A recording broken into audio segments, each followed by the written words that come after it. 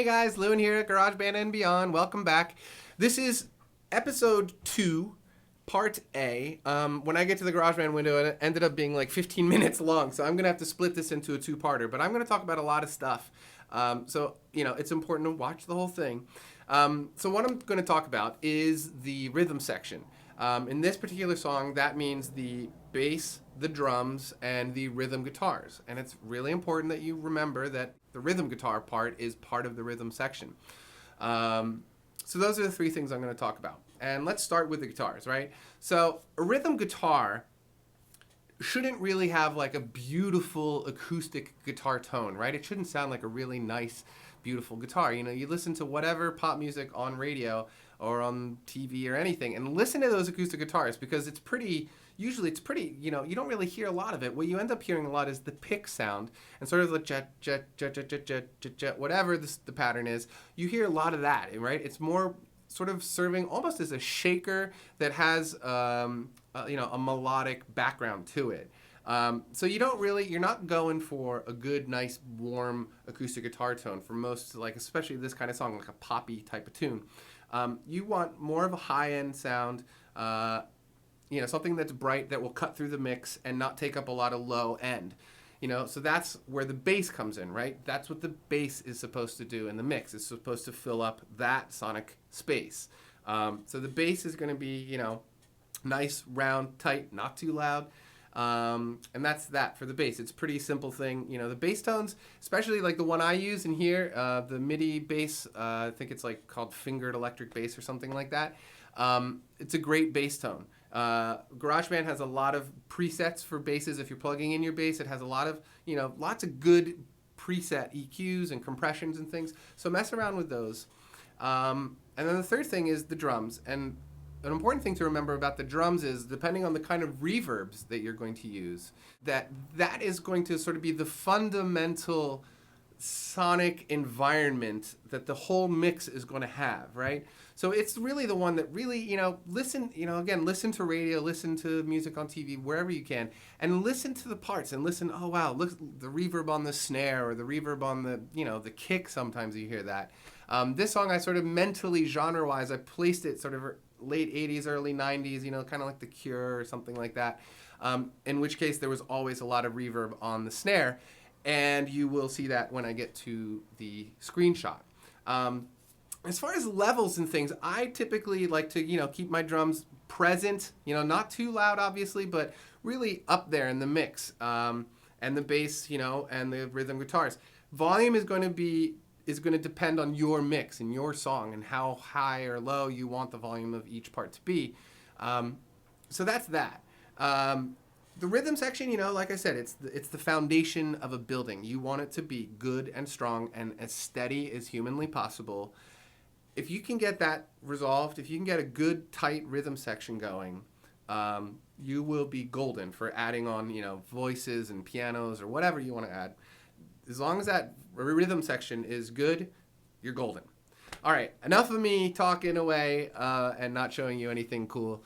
Let's go to the GarageBand window, and I'll talk a lot bit more. So this is part A, and if when it ends, just go to part B. It should be the next video up, and that's that. So let's go. All right, so here we are in the GarageBand project window. Now here's the drum track. Let me just solo that so you can hear it really fast.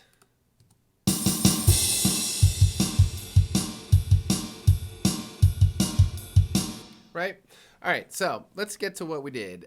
Here on the right-hand side, let's come over here and look at the compressor. Now what I started with, and I'll tell you because it's a good place to start usually, is the drum kit tight. Just, it tightens up the whole thing and helps it sit in the mix much, much nicer. I like to start with that one usually. What I usually do is, oops, that's the reverb. What I usually do is start with one of those preset compressions, and then I sort of manipulate it a little bit, and it's usually just with the gain. Like in this one, I had to bring it up to 3 dB. It started at 0, obviously. So the compression, I did that. I added a little bit of my own reverb here. I used the track reverb, and let me just quickly show, if you don't know how to get to here.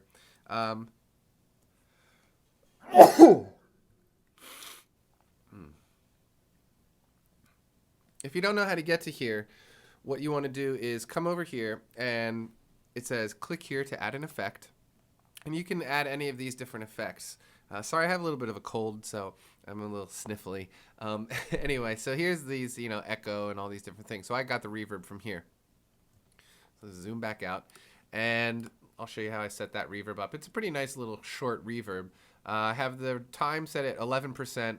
The color is at 53%. Volume 68. Original volume is at 100%. Now with that reverb, and let me just show you what it sounds like with or without it. Right now, if I turn it back on,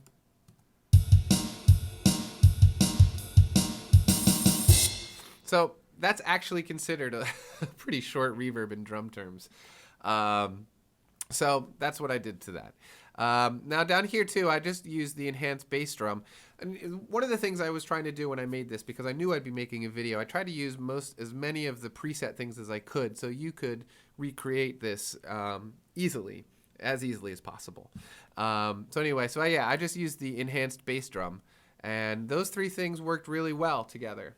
Now, I'm going to show you too, like one of the important things that I wanted to talk about. When I first got this track, it was kind of out of time.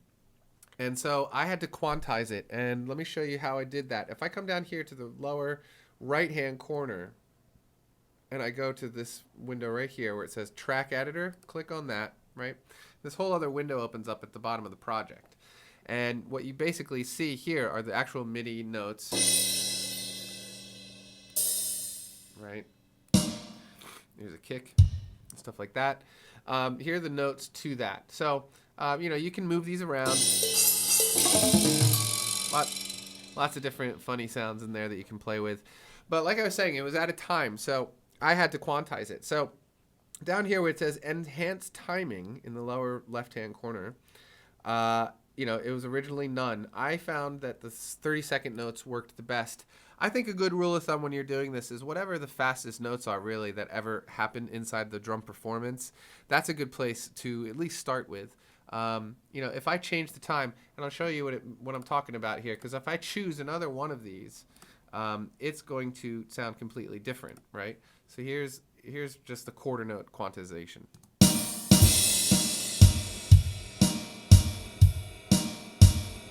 Right, you get like a really bad polka.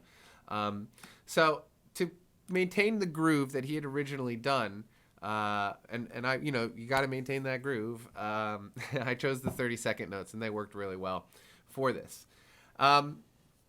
So let's see. That's it. I'm going to stop right here, and so this will be the end of section A. And stay tuned. Episode 2, part B is the next video. Should be the next video right under this one. Click on that, and we will continue on with this rhythm section lesson.